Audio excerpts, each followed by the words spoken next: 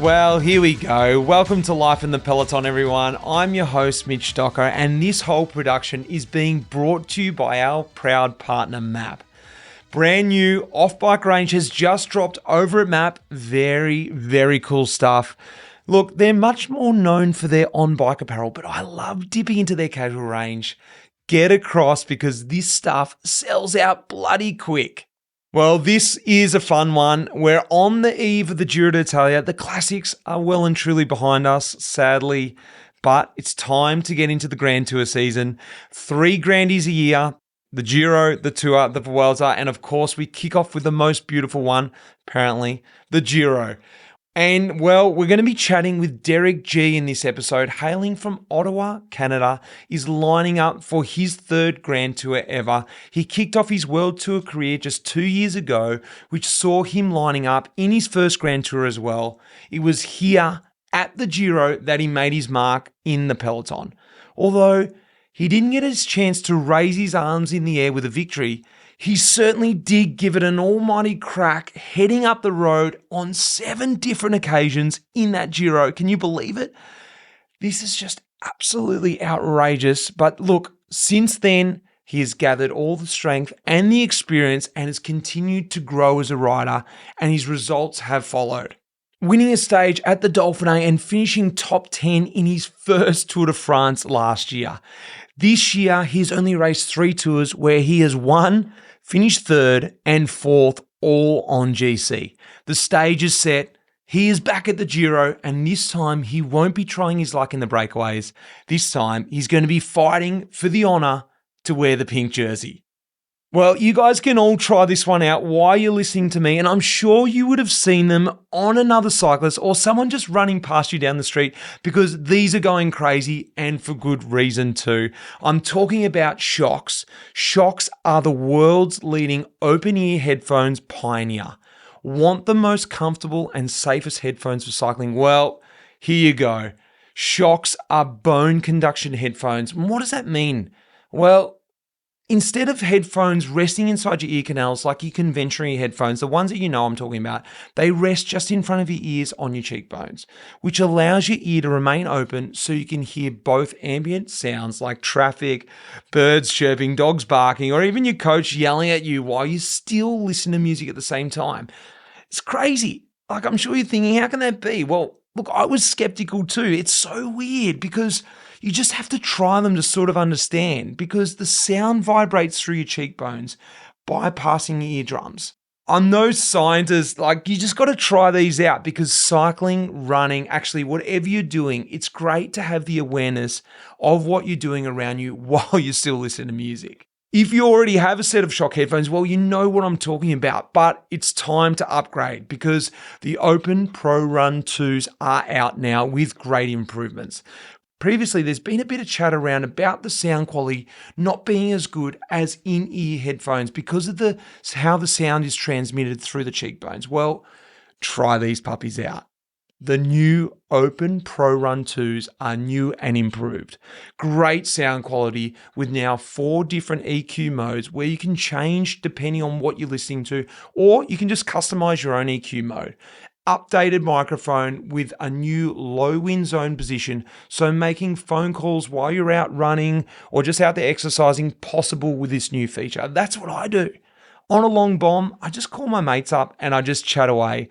And look, they have no problems hearing me at all. Like I said before, if you want the most comfortable and safest headphone for cycling, running, or whatever you get up to, get on board.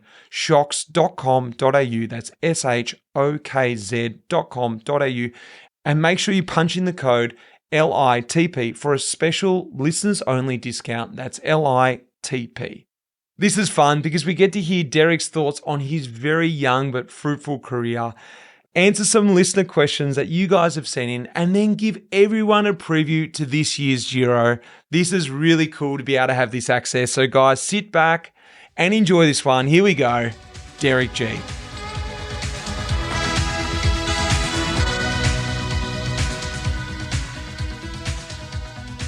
Derek, how are you? I'm good. Thanks. How are you? I'm not bad. Yeah, I'm not bad. I'm Just kicking back. I'm being pretty excited about this little chat. It's really the first time we met, even though, well, the first time that I remember, because I realized that we crossed paths back in the Com Games 2018. Yeah, I don't know how good of a performance I put on there. I think I DNF'd just about everything, but I was there. Yeah. Oh mate, I'm really sad that we never got to cross paths because look, I've really enjoyed sort of watching your career really blossom very quickly. Since you've come to the road, very short career, but an amazing start, mate. You got to run us through like the last couple of years. It's been a whirlwind, hasn't it? Yeah, incredibly so. I mean, talking about back in 2018, I was just a track rider. We had a team pursuit program that was decent on its way up, went to the Olympics, and then yeah, gave road a crack. But I was already kind of old by today's standards. I was 24, I think. Yeah, got a chance at the Conti team here, and yeah, since then it's been a little overwhelming. Mate, it's been a real fast start. Your first Grand Tour, and we're on the eve of the Giro, and that's really why I wanted to get you on the pod today, because the Giro was your first Grand Tour a couple of years ago, 2023, and I'll let you tell the story a bit better than me, but from the outside, you were just there racing with your eyes open, really refreshing. Cool. I'm in a Grand Tour. I'm just going to go for a breakaway. Maybe I'll try and get in one. I can tell you this. I got in one breakaway in all the 9 Grand Tours I did. They're not easy to get into, but you made it look like they're very easy to get into. You made it look like anyone can get in the breaks and then just absolutely smash the breakaways. Let's rewind a couple of years ago to the Giro, bud. Tell me about that first experience in the Grand Tour. Your first year, I guess, in the World Tour. You'd already been riding on the road for a couple of years and in and out from the track, but you've been with Israel and you're like, all right, I'm going to step up in the big leagues. I'm going to go straight into the first Grand Tour, arguably the hardest Grandy of the year, and just absolutely crushed it. Yeah, it was an interesting start to my first year because the team put me in a lot of World Tour racing straight off the bat, and yeah, I was just getting my head kicked in. Went to Down Under, got my head kicked in. Went to UAE, got my head kicked in. Went to Strata, finished outside the time limit. Went to San Remo, got dropped as soon as they hit the Cipressa. So it was kind of exactly what I expected for my first year. Yeah, and then after Torrento, they said, "Hey, you want to do the Giro?" So I was just so happy to be there. I mean, it's a childhood dream to get to race a Grand Tour.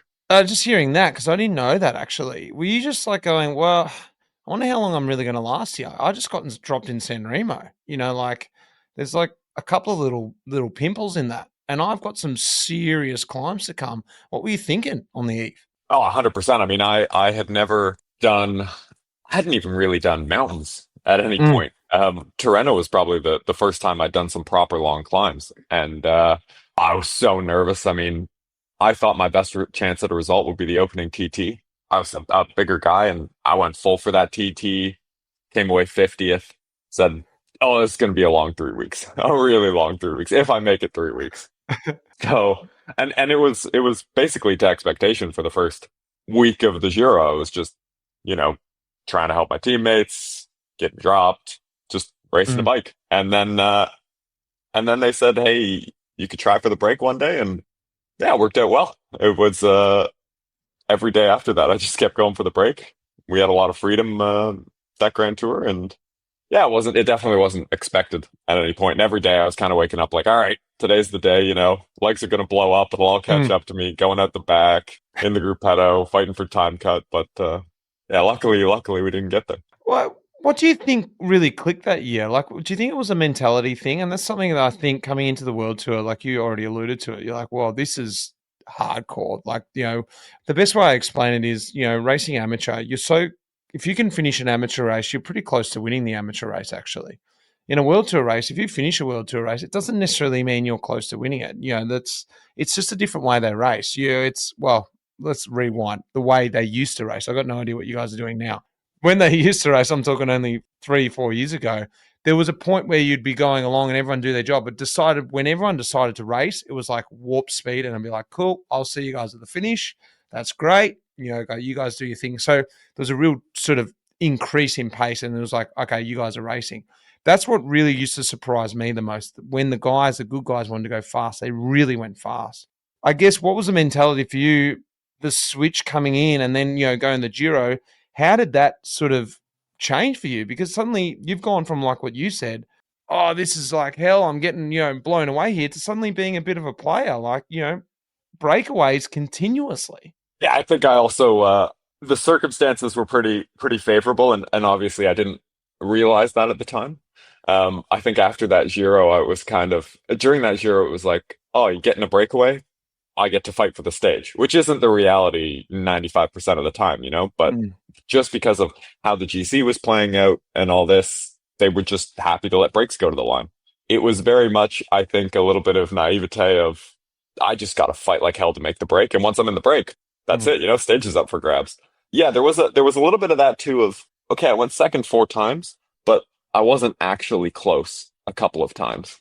I go second on a stage in the Giro, but I don't know how much Ben Healy was. He was like 5 minutes up the road when he won that first one. Buitrago absolutely embarrassed me on the last one, put a minute into me in like a kilometer. There were a couple where I was actually fighting for the win, but it was also really eye-opening of like I have a long way to go. I'm going second in these Euro stages, but I have a long way to go. But it was that mentality of I came in thinking I was going to be nowhere near. I came in knowing that I had a long way to go. So I didn't really have anything to lose. I assumed at some point that I just wouldn't make the break and, legs would give out and that would be it. So it was actually quite freeing of I wasn't thinking about the repercussions of going in and day out. And in the end, I avoided them for that grandy. So it was, it was actually, I think, a lot of naivete going into the race that helped me race that way. I love hearing that because I think, there was definitely something that's in your corner is coming into these races. And as you get old and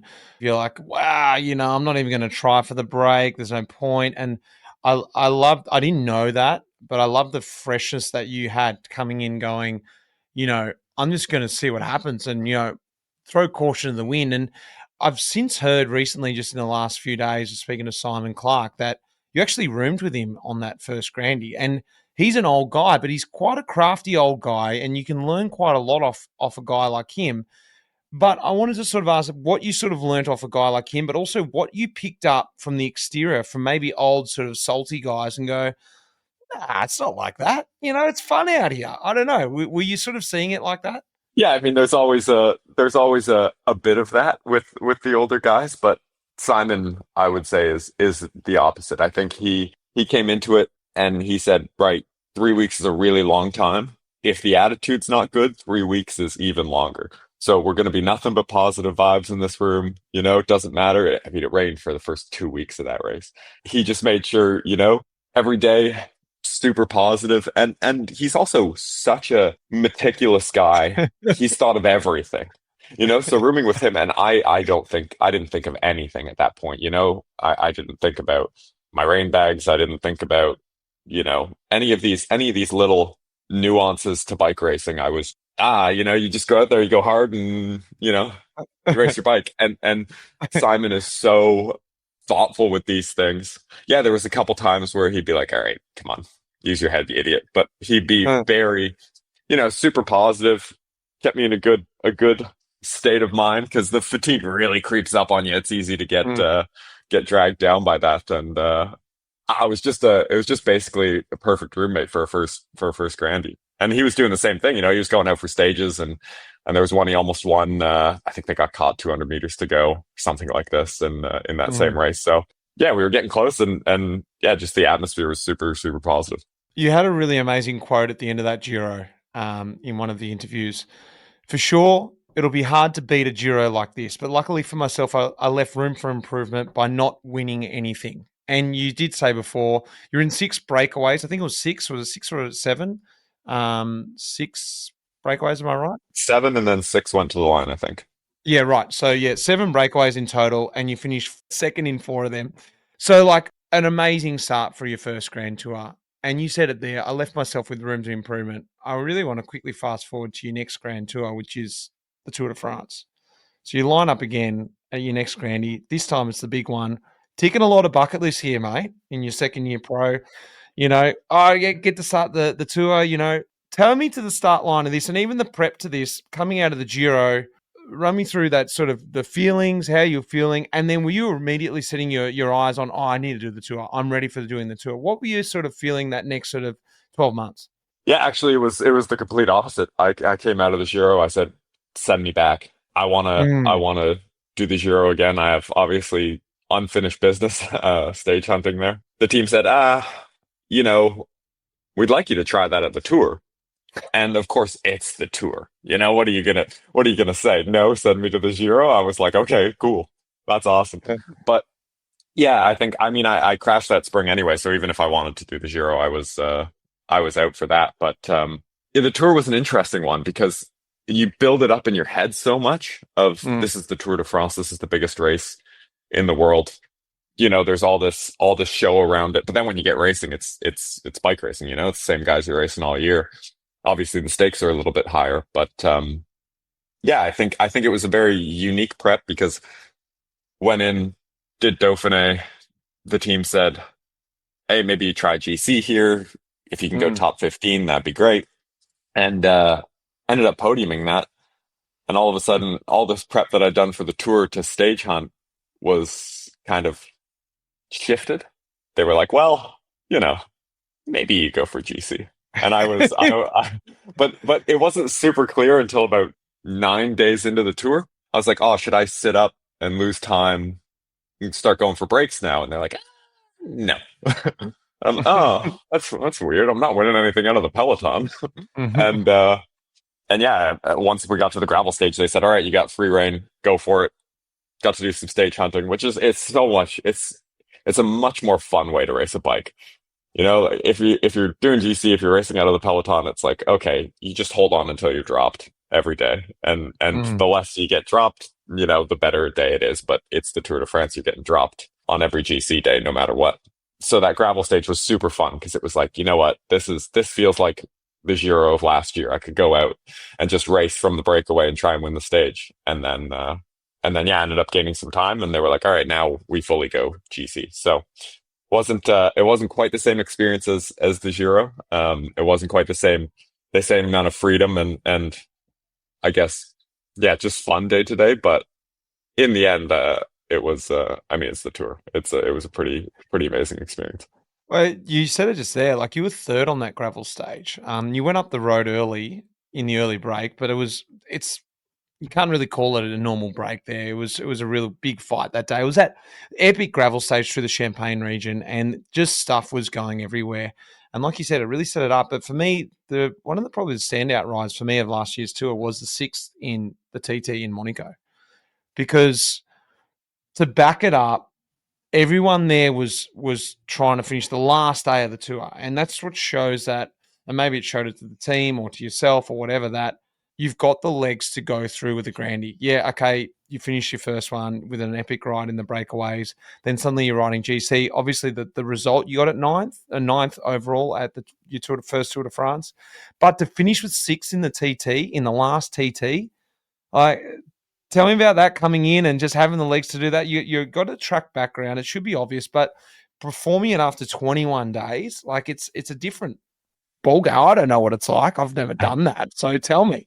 Yeah, it's definitely, this is the thing that I got a lot of, I guess, flack for my first Giro because I kept saying, I think I'm done stage hunting. Like, I think the legs are going to go out any minute. And it was the same in the tour. Maybe when you've done 10 years as a pro and you know exactly how your body's going to react by the end of, the bike race, then you can say, "Oh, I'll be fine," or, "Oh, I know I'm due for a bad day." But I have no idea. I wake up, my legs hurt, and my legs hurt for the last, 19 of the 21 days. So I don't know. I have no actual frame of reference of how my legs are going to be. So going into that TT, I was terrified. I know that I have the advantage in the time trial over the guys that I've been fighting the whole race for the top 10. And I was convinced that it was such an unknown that I might lose everything on that last TT. I might barely be able to pedal my bike. I didn't wake up and say, "Wow, my legs feel great during warm up. I'm going to crush it today." I was doing warm up and I'm like, "Wow, I feel horrible." And you don't know until you get out there. And I was probably halfway up the first climb before I was like, "Wow, I'm actually on a really, really good day."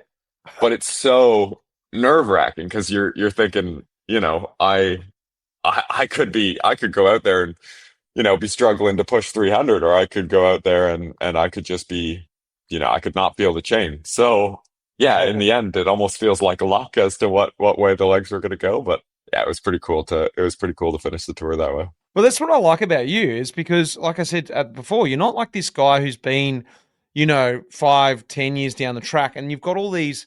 Well, look, this is my experience with my own career is that you start setting your own little boundaries. Like, well, I've tried that. I know I can't do that. I know I get tired at this point of the Grand Tour. I know I'm not going to do that. Well, this is what I do. And you set these weird ceilings on your own ability.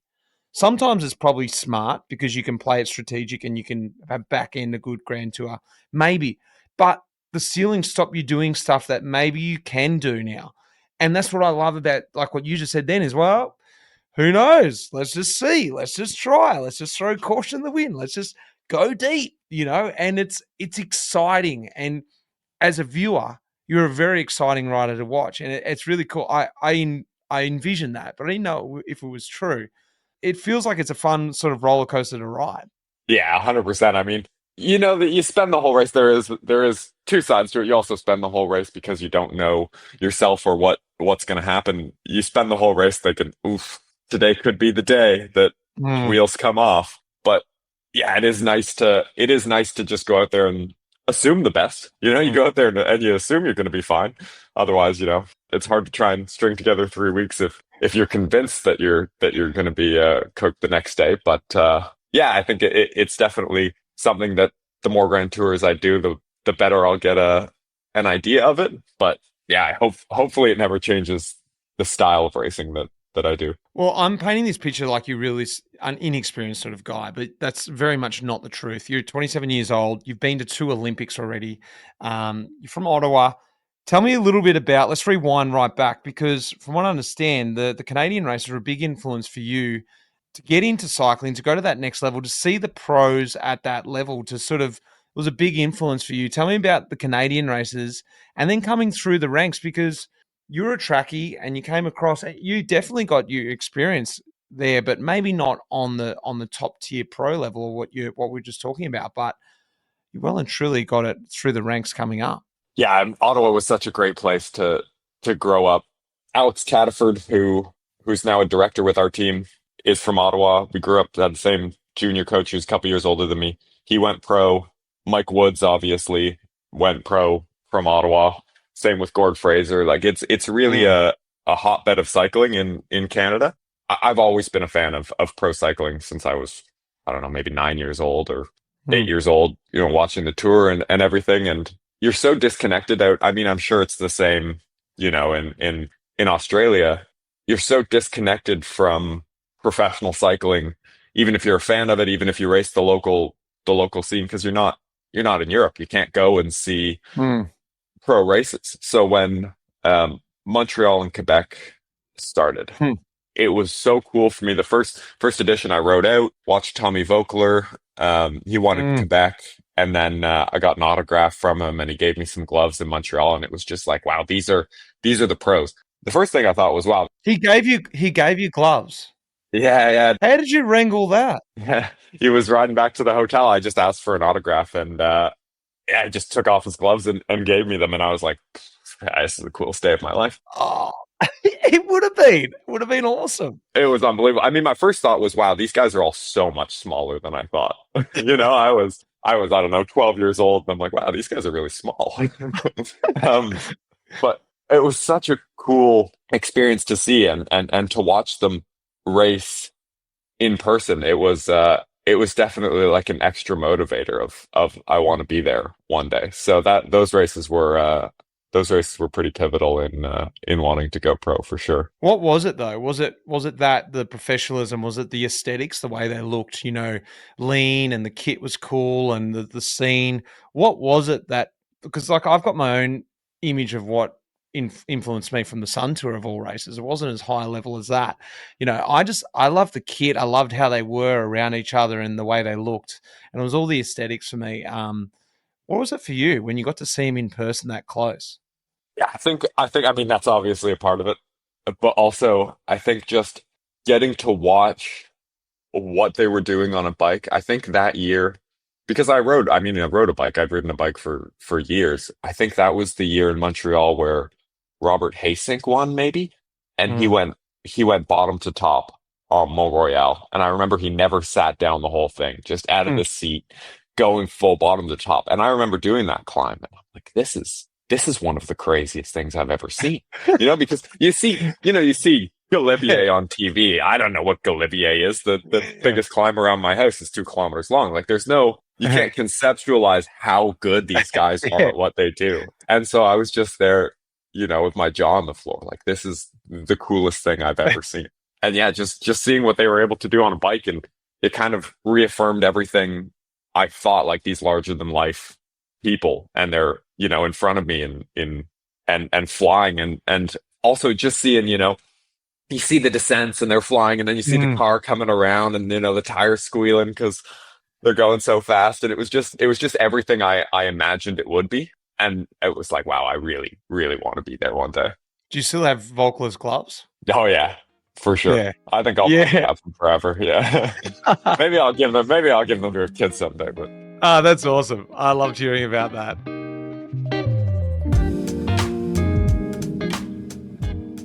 Well, everyone's going to know exactly what I'm talking about here. You're out on a ride and you've got that rain coming in, the wind, you're like, what's going on here? You're looking at towns that you think you're going to pass in the roads coming ahead, trying to find out what's the weather doing up in front. Is this rain going to end? If only you'd known you could have left an hour earlier or an hour later to make the ride that much better. Well, Epic Ride Weather is an app for cyclists that provides personalised weather forecasts by combining a rider's route and their pace with precise hyperlogical forecasting. Cyclists can now plan their ride and have that much more fun. It's really easy too, guys. All you got to do is log in, link your mapping accounts, whether that's through Strava, Komoot, whatever you use, and load up your map ride. Then you look at the date you want to ride, the time you want to leave, and plug in the speed you want to average on your ride. Then it's going to shoot out all the information you need to know and a lot more too. It's going to give you the temperature throughout the day on your ride, over the various parts of your route. As you go over that climb and back down onto the coast, it's going to tell you what the temperature's doing, how long your ride's going to take, and it's going to show you the wind direction throughout your whole course. As you twist and turn, it's going to show you exactly where the wind will be coming from and if it changed throughout the day, plus the strength of the wind. It's going to give you an idea when and where the head and the tailwinds are going to be, more importantly. Then when the rain and if the rain might come and how heavy it'll be.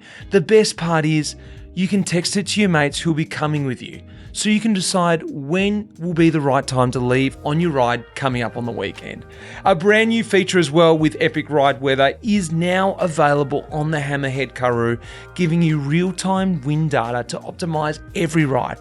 This is so crucial when you're out racing because you're going to know exactly when to conserve energy, when to attack, and when to sit nicely in the draft, just like having a tactical coach right there on your handlebars. This is perfect because you guys all know the conundrum when you walk to the cupboard before you go out riding. What am I going to wear? You've got it right now. You've got all the information you're going to need, when to ride, what hydration, nutrition you need, and what the race tactics are going to be. As listeners of Life in the Peloton, you can get 25% off when you head across to epicrideweather.com/LITP or scan the QR code in the show notes. But don't just take my word for it. This is one of the best tools, not only being used by the World Tour riders, but the sports directors in the Pro Peloton. They're all using the Epic Ride Weather app to help make their daily plans and plan out their tactics for the big races. I'm Tom Southern, Sports Director, EF Education Easy Post.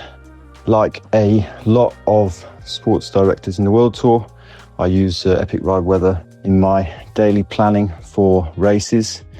The fact that it allows us to see how the weather's going to change based on the time and the average speed of the projected race is a huge advantage, as well as being able to see the wind. It takes into account things like low temperature at the top of climbs, altitude, and all sorts of things like that. So we take a lot of detail from it, find it really useful, and it's a tool that a lot of the directors in the World Tour use. I was an early adapter of the app back when I was racing, and I was happy to pay for it myself, a rare occurrence for a pro cyclist. But as a road captain and a guy just looking to get a step ahead of everyone else in the peloton, I wanted to know what the wind, what the weather was doing at a race, choosing the right clothing, walking off the bus. I'm still using it today, but this time to understand how to miss the rain and those headwinds. I'm not that silly. 25% off, get across to epicrideweather.com/LITP or scan the QR code in the show notes. This one you guys are seriously going to love. Ride in the best weather every time.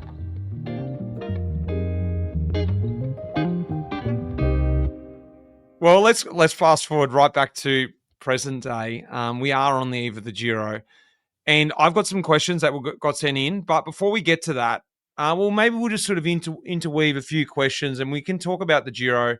I hope you've done your prep on the Giro. Have you? You've been reading the book and checking out the course? I've seen some of it day by day. I can tell you about Albania. I know the start. Well, how has the Giro prep been for you?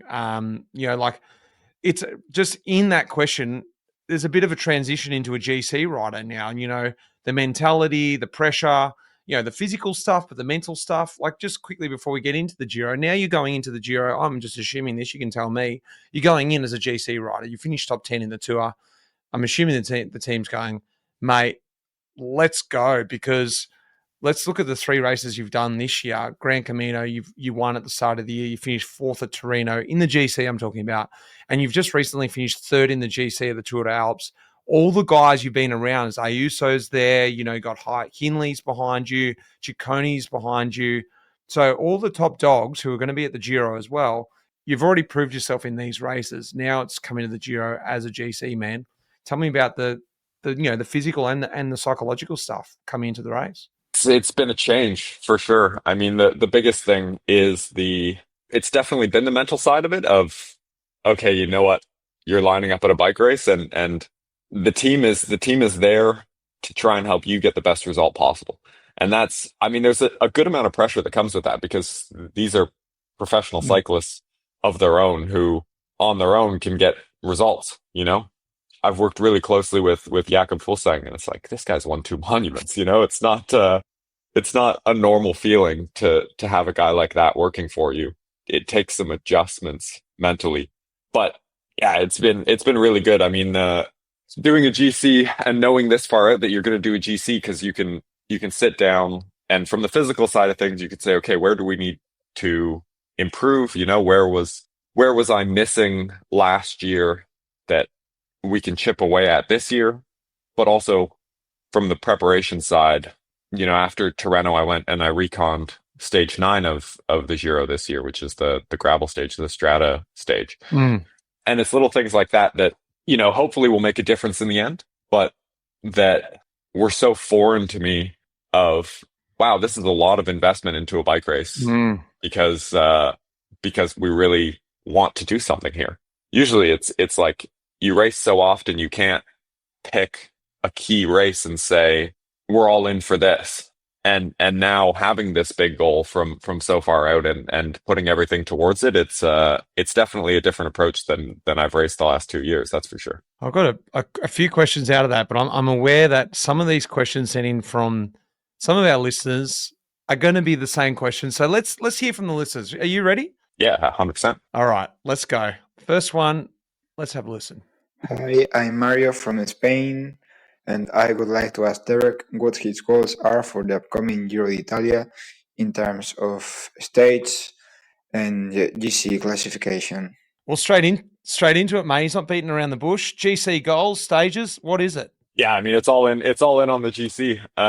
It's a tough question, because I when people say, what are your goals, especially from a GC perspective, they want to hear like, I want a top 5. What exact number? Give us the number. Yeah. And to be honest, I don't have one. If I execute properly and I have the legs for, 11th place, I'll be disappointed.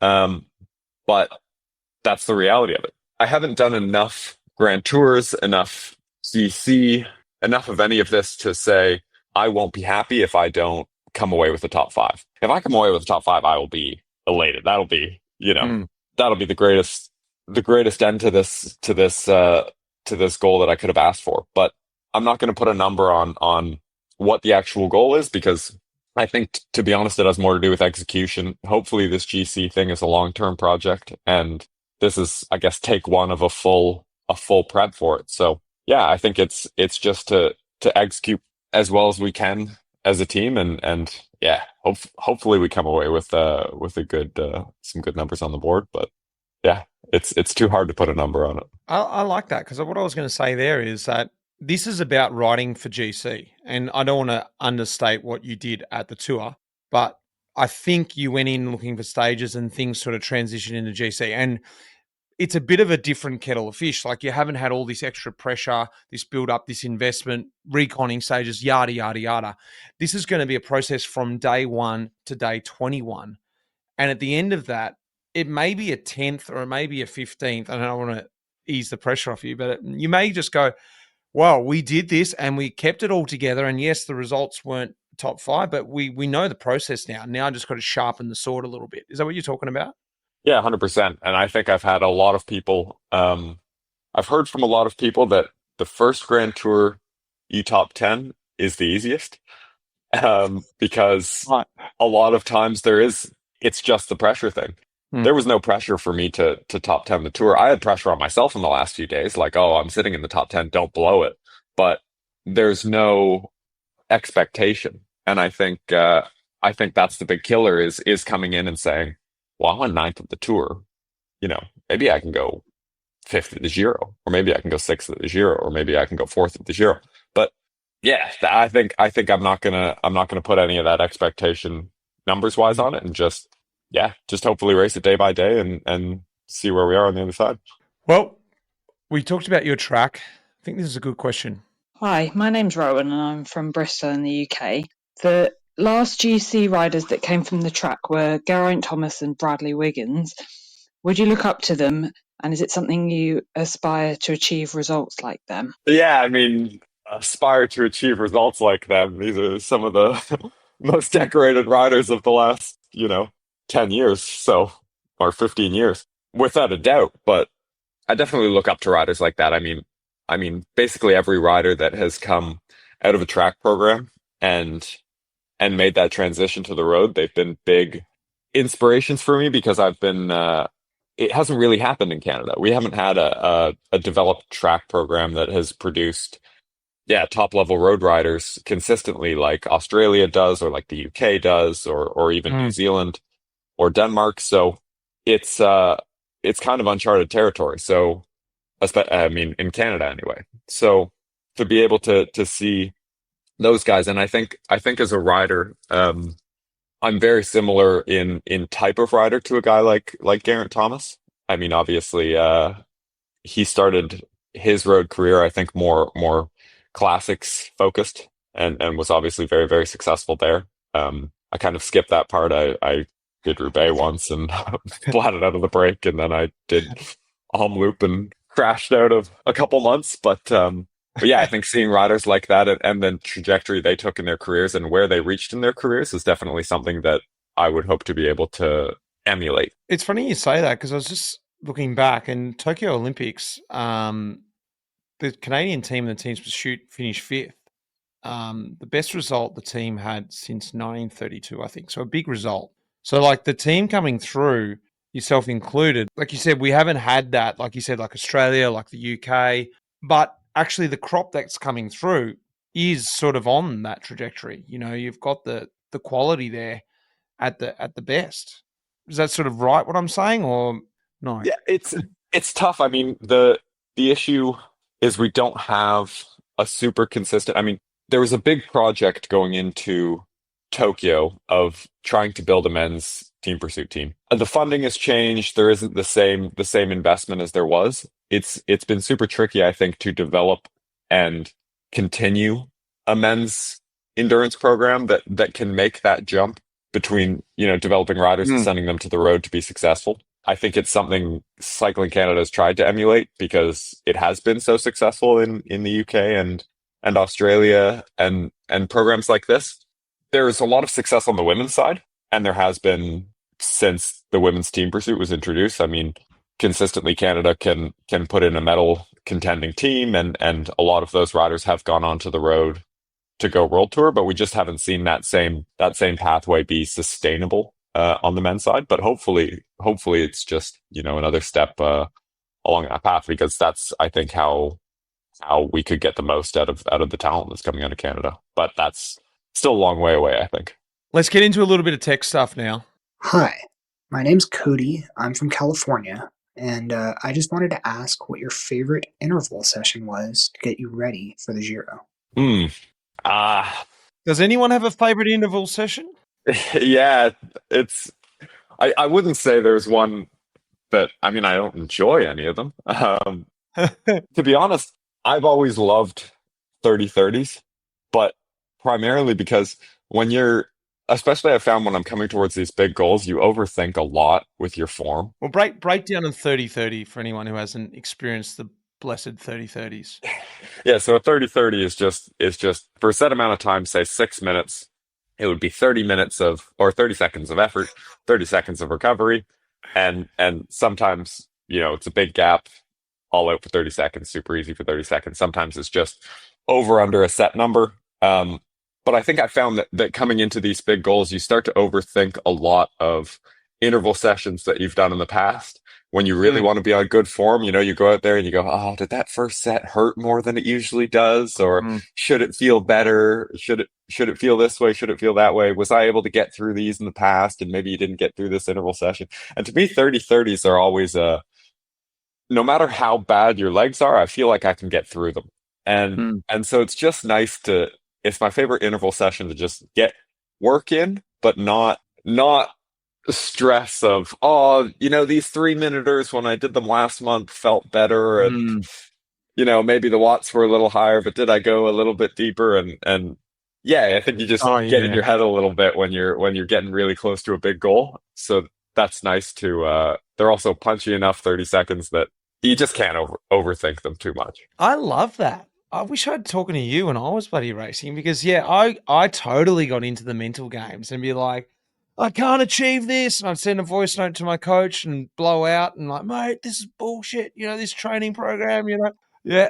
And like, why don't you do 5x5s, 5 minutes on, 5 minutes off? Like they're the worst things in the world, because you're just trying to pace them. You're trying to over pace them, leave yourself a bit of room so you can drop the watts when you blow and all these sort of games. And yeah, and you come out of it, mental games. Like if you didn't achieve those numbers, you're like, I'm off. My form is off. And, well, that's how I was. But I love hearing like your way around it. You're like, cool.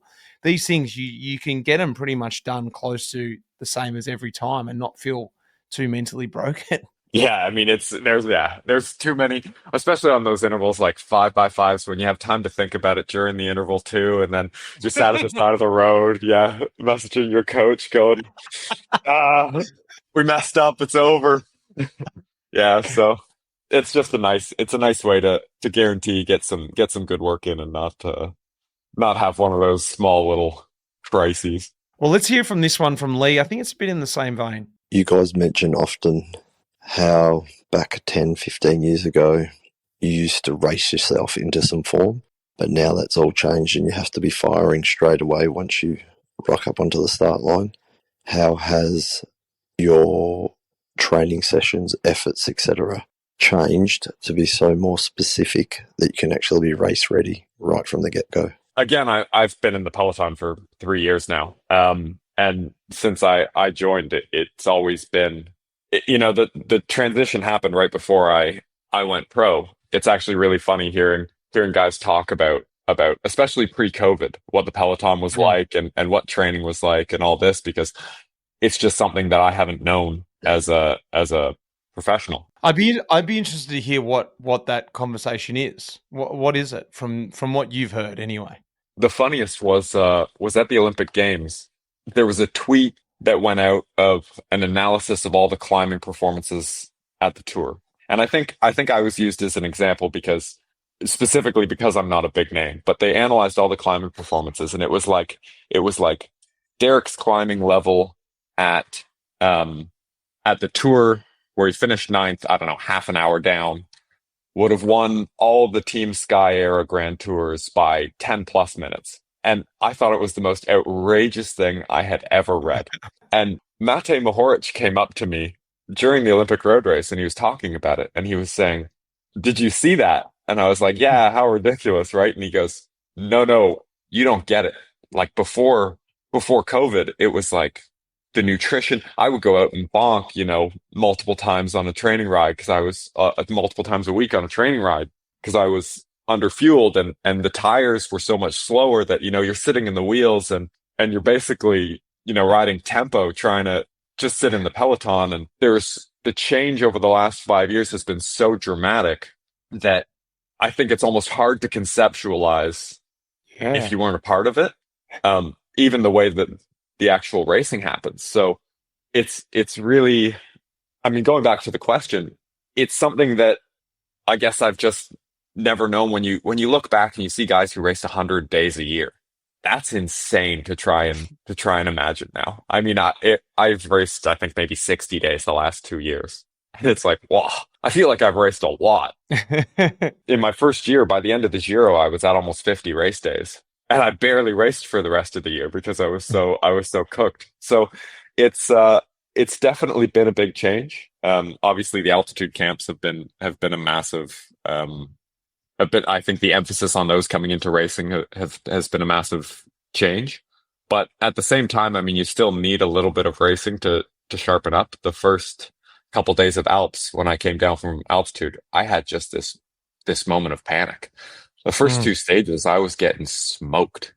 I'd make it into the final, make it over the hard climb, make it into the final. There was an easier climb, and I just went straight out the back.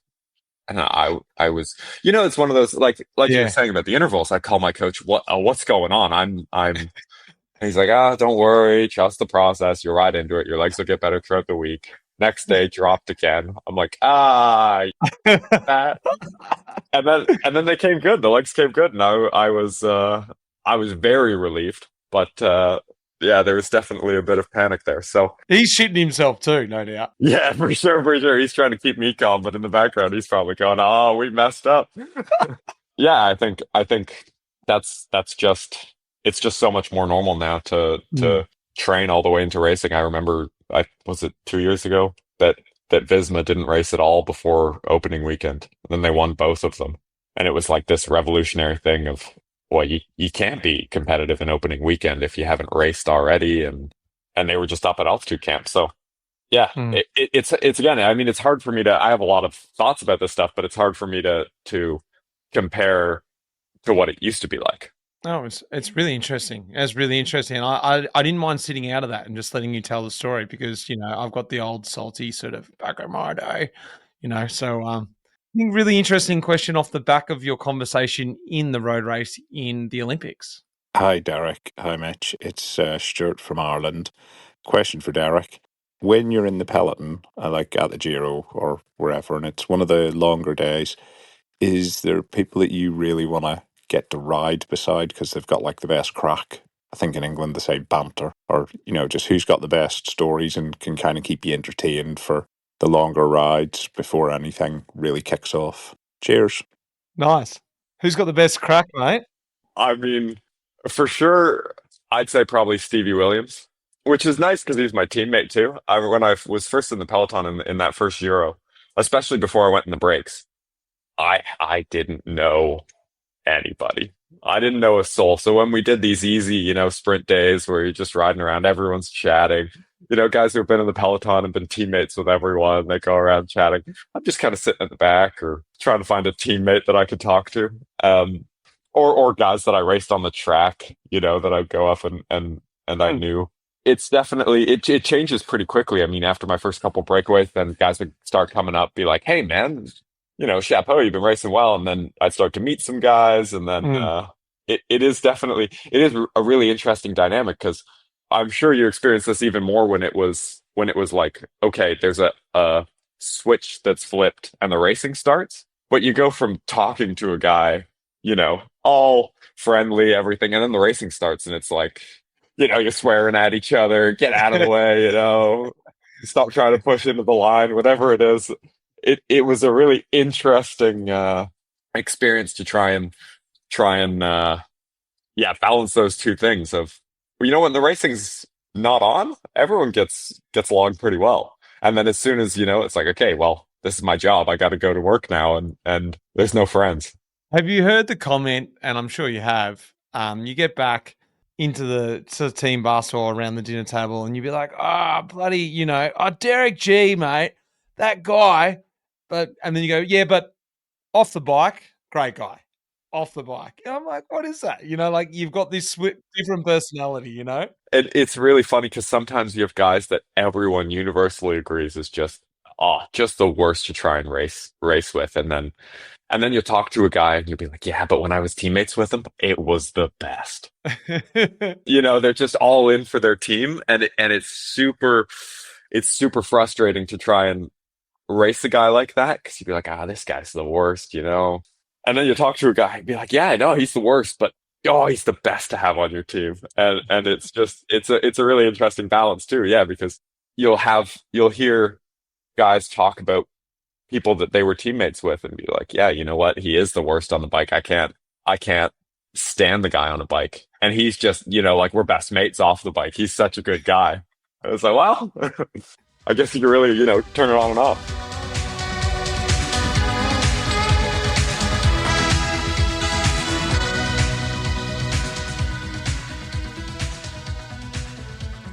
Well, we've got a couple of questions left, but before we do that, I think we'll just quickly run through the Giro itself and give everyone a little preview to what is coming. It's a big one this year, mate. It's all in 3,500 K, 52,000 meters of climbing. It sounds ridiculous. 6 sprint stages, 8 medium mountain stages, 5 mountain stages, and 2 time trials. Starting down in Albania, like you said, mate, the 3 stages down there. Stage 1, 2 medium mountain stages, and then a TT. Stage 1 is a mountain stage, and then straight into a TT. It's a bit of a weird start. You got any thoughts on that? And then you're heading back to the south of Italy for some sprint stages before doing the Strada stage before the first rest day. Mate, very, very quickly about the first week, a little bit in Albania. What are your thoughts on the first week? Yeah, it's super interesting. I mean, in the first, I think both TTs are in the first 10 days, so that'll be the big GC shakeup, because the stages aren't super hard. I mean, I think there's one summit finish in the first week. The Strata stage will be chaos. But it's just, the race is so backloaded. The third week is so unbelievably hard that it's hard to tell how the first week's going to be raced. Will it be more aggressive because there aren't tons of opportunities before the third week? Will everyone just be sitting back going, well, this whole race will be decided in that third week? It's a hard one to predict how it's going to go, but I like the stages. I think they're interesting enough that the racing will be exciting, especially that first stage. Obviously, pink jersey up for grabs. It's not a nailed-on sprint, but it's not hard enough that it'll be blown to pieces. So yeah, it should be a really interesting and probably pretty stressful start to the race. I reckon the first 3 stages look like they're going to be great to watch. There's enough in there. The first stage got a couple little hills towards the end. A sprinter who can climb, and then obviously the TT with a small little hill in it. But then the third stage, it's got a pretty decent climb, 10K climb, about 40K from the finish. So you're going to need to be on your wits. You're going to have your wits about you to get through that, not lose time. It's all about not losing time, because as you said, the back end, and we can fast forward to the second week, because the second week starts with an absolute doozy of a stage.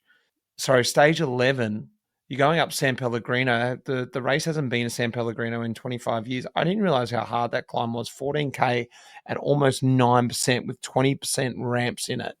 It's a brutal climb.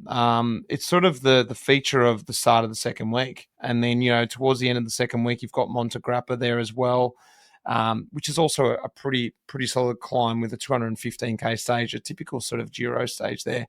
Any thoughts really on that second week, or is it more just managing things with 3 sprint stages in there as well? Yeah, I think going towards that. I mean, I did it the first Giro when I was stage hunting. I did it at the Tour when I was doing GC. It's all, bike racing is too unpredictable, I find, to really put too much thought into how the race is going to go in the second week. how the race is going to go, even towards the end of the first week. You never know.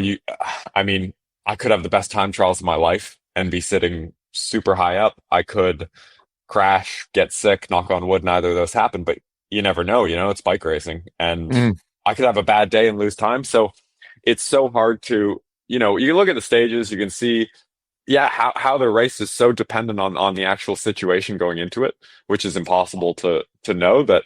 Yeah, of course, you see those climbs and you go, I mean, no matter what the situation is, I got to get up those, which is a shame. But other than that, I just try and take it a few days at a time.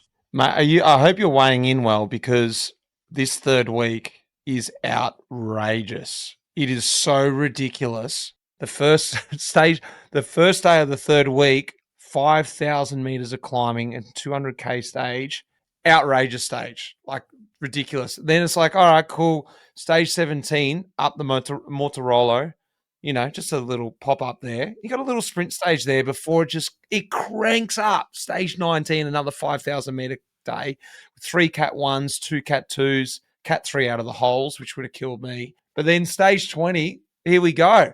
The Chimacopi, Col de Finestra. This is a stage, I did this one in 2018 when Chris Froome took the absolute piss. It's sort of a bit the same, except it's a little bit harder, your stage. If everyone doesn't know it, the Col de Finestra, it's an 18K climb at 9%, 14K ramps, but the last 8K is gravel. It's a really, really hard back end of the Giro. But what are you thinking for you, your two experiences now? Are you sort of going, you know what, the harder this thing gets, I'm sort of backing myself now. I feel confident, or are you like, well, I just hope I can hang on. This is unknown territory. Yeah, I think I definitely have more confidence in my legs in the third week based off of the last 2 Grand Tours I did. Yeah, when you see a stage like that, it's I saw, I think it was something on Twitter that was like, oh, Finestra's snowed out, it's already in danger, and I was thinking, oh no. The talk starts. Don't start thinking that it's going to get cancelled, because it never will, and your hopes will get let down. And then I saw a tweet that said, oh, no, it's all been cleared, it's fine. I was like, oh, well. The mind games. For the thing, yeah. So, I mean, in the end, it's super cool to be able to race climbs like that. I remember seeing, when I did the Giro the first time, just looking at the climbs and being like, these are iconic, It's cool. It's a privilege to get to race over these. I mean, I was racing for the KOM jersey a little bit in the last one, and I was the first one over Passo Giao, and I'm like, this is cool. It's stepping back from the actual results of the bike race, being in the bike race, getting to race these climbs and the history that surrounds them is pretty special. So, thinking about it that way at least helps distract from the reality of what it's going to be like climbing them. But from a racing perspective, I think it's just have the confidence and hope the legs are good in the third week. It's a really cool way to think of it, because honestly, when you're in my position, you sit back here and you think of those climbs. In the moment, I absolutely hated them. I was suffering and cursing, and why do we have to do this? But it's a really cool part of the world, and these are the best climbs to ride on. And if I can throw my own question into the questions, to get back to a couple of listener questions, and I'm a listener of my own pod. I have to listen to it over and over again. So I'm going to get one in here, mate. What makes the Giro the most beautiful race in the world? So they say. It's arguable. You can argue that as a rider when you're in the race, but as a fan, there's something about it. Like, I'm now a fan watching these races and talking about these climbs. For me, it's so different of the tour as a fan again, because it's like a painting. They're beautiful. You're watching them and you really feel the passion from the crowd. Is that what makes it the most beautiful race for you? Is it the most beautiful race, or now experiencing the tour, you're like, it's a cool race, but actually the tour trumps it? No, for me, I think it'll always be the Giro. The Giro was my favorite race, or my favorite Grand Tour, since I was a kid. And I think doing it really kind of solidified that. Not only the landscape, but the history around the race, and the fans are unbelievable. I also think the pink jersey is the coolest jersey in the sport. Yeah, there's just something about it. The atmosphere, how big cycling is in Italy. It's just, everything about it it's just beautiful. Yeah, I can't wait to go back, because if I could do the Giro every year, I would. but there is something special about it. That being said, in the race, it's so brutally hard.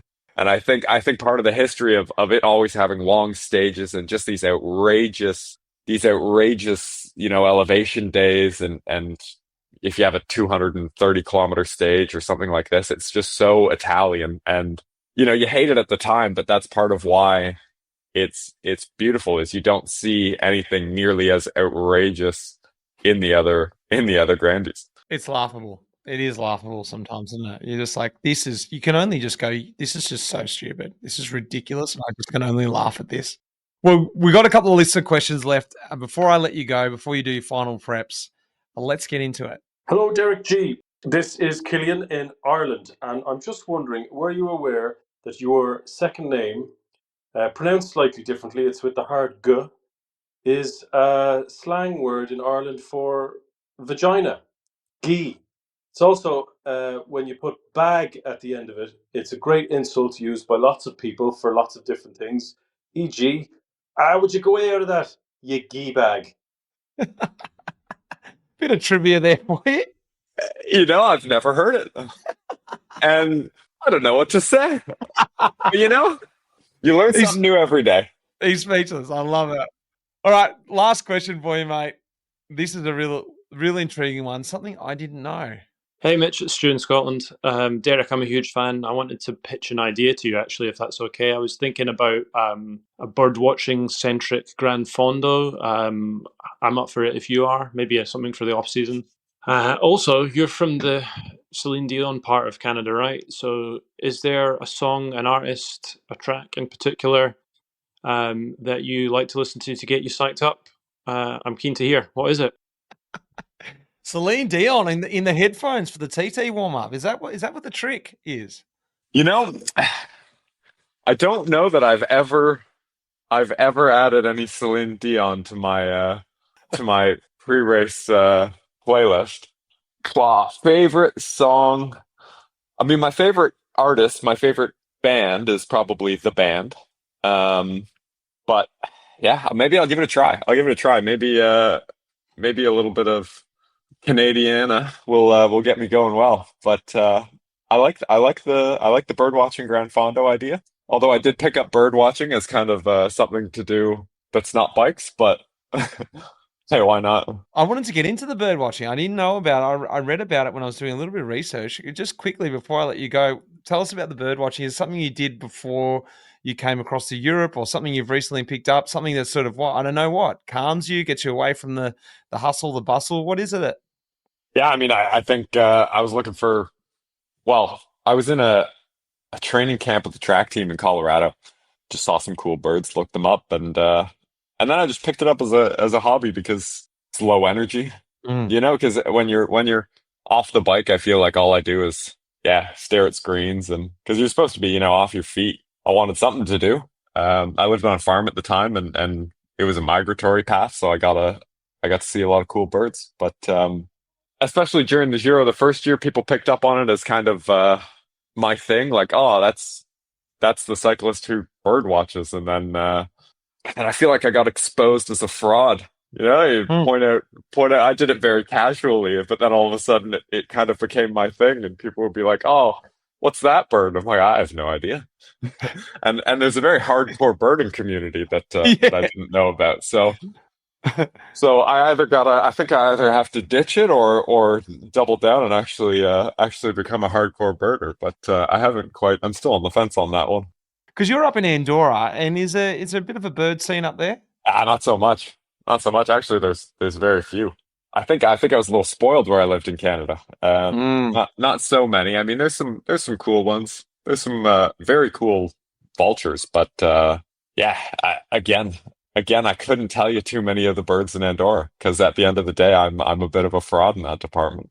Well, we're recording this on the Monday before you head down to the Giro, mate. The last few days, just before you go, what's on the cards? You're heading off. When you're heading off down to Albania, what's the run in now?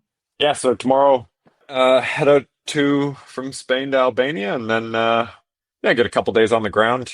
Obviously, the start before there's all sorts of media team presentation and all that. So get a few good days on the ground, get the legs moving, get some openers, and get into some bike racing. Mate, we cannot, well, I especially cannot wait to see you. I'm so happy that you made time for us because I know you're going to get a lot of people on board now following you through the Giro. Enjoy going up those climbs, mate. Just when you're suffering, just remember this conversation. Oh, it's a privilege to be riding on these climbs. I'm just going to look across and enjoy this moment. I don't think I'll be doing that. I think I'll be cursing it, but maybe afterwards I'll look back like that. Well, good luck, Derek. Great to chat to you, mate. Yeah, I appreciate it. Have a good one. You too.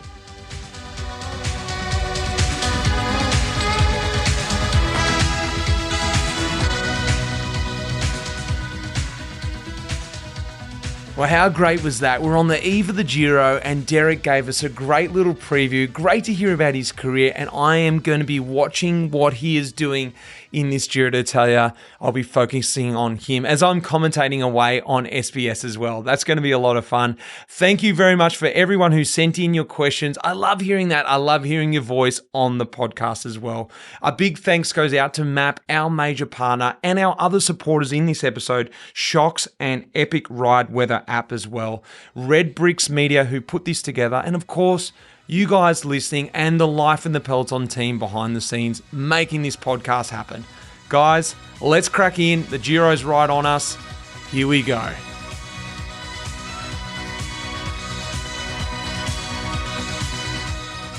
That iconic music in this episode was composed by none other than the legend, Pete Shelley. Cheers, mate.